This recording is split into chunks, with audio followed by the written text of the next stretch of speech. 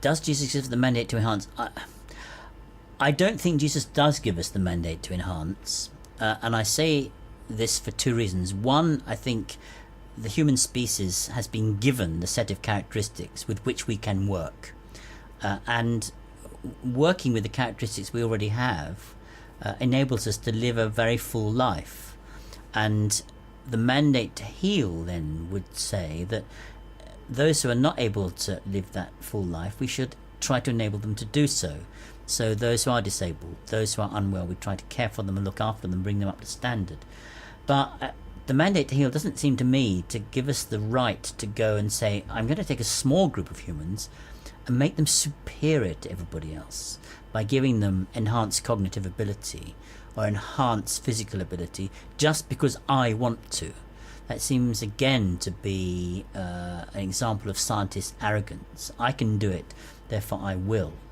And it will certainly result, this enhancement, in a very small number of people being able to buy into it. And if some of the wishes of the transhumanists are in fact fulfilled, there will be people with very, very enhanced capabilities living as a kind of superclass. So that to me seems to be a gross misuse of the creative abilities that God has given us, and Jesus' mandate to love our neighbour as ourselves. Let me say that we are quite comfortable in other settings with enhancements that we not only approve of, we actually disapprove of parents who don't use them. Things like vaccinations. You are enhancing your immune system to be vaccinated against a terrible virus.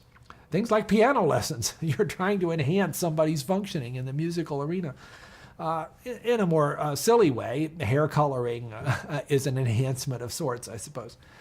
What we ought to do with enhancements, it seems to me, is to focus in that area of opportunities which are both realistic and cross the line into territory which we as a society are generally uncomfortable with. And there aren't too many of those right now that are in the realm of possibility. Certainly, the idea of using pre-implantation genetic diagnosis, a way of sorting embryos to decide which ones to put back, if it's applied to something like gender, that seems like an enhancement, at least in the minds of the parents who want a particular gender, that makes us all squeamish. It makes me squeamish. Sex selection is not a medical procedure. Sex is not a disease. Sex is a trait. Other things come to mind, such as the use of enhancements for athletic purposes, the idea of trying to instill a gene in somebody's musculature that will cause them to run faster or lift a higher degree of weights. Those things, in other means, we basically decry in athletics, and if it was done with genetics, we would decry it there as well. What about obesity? It's an interesting idea. If we could identify a means using genetics to give those who are struggling with overweight the chance to melt away those pounds without having to go through the struggles that they now do, would that be acceptable?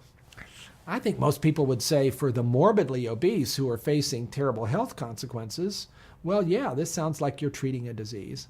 But would it be acceptable to give people of normal weight in order to allow them to be really svelte just because they wanted to? That doesn't seem quite the same. I guess the point I'm making is there is no bright line here between acceptable and unacceptable forms of enhancement in most of our eyes. And we're doing enhancements of the acceptable sort already and figuring out exactly in a given situation of where to say, no, that's going too far, is not going to be trivial. And it's going to take a lot of involvement by a lot of committed people, not just scientists, to try to decide what's an appropriate place to draw the line.